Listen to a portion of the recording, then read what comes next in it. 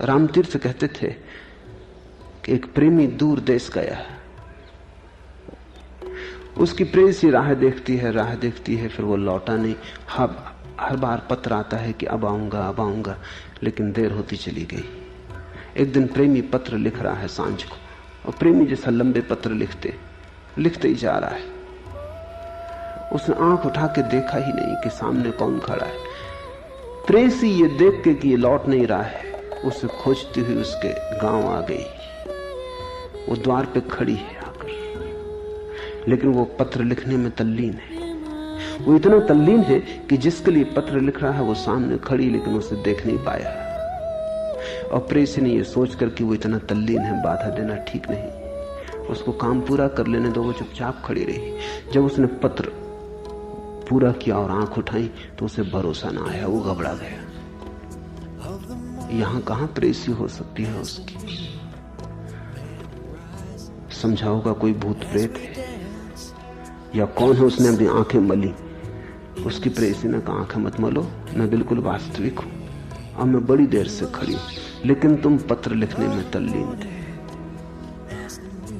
तुम जिसे पत्र लिख रहे थे वो सामने खड़ा है, लेकिन तुम इतने तल्लीन थे कि मैंने बाधा देनी ठीक ना समझी। कई बार हम हिसाब लगाने में तल्लीन रहते हैं, परमात्मा द्वार पर खड़ा होता है।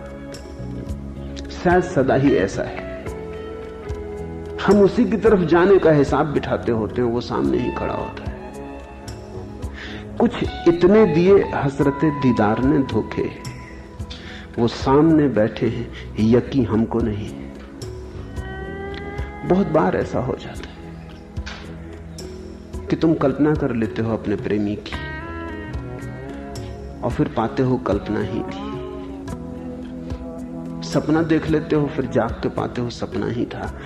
कुछ इतने दिए हसरते दीदार ने धोखे, कुछ अपनी ही कल्पना से इतने बार दर्शन कर लिए परमात्मा के और हर बार पाया कि धोखा है। कुछ इतने दिए हसरते दीदार ने धोखे, वो सामने बैठे हैं, यकीन हमको नहीं।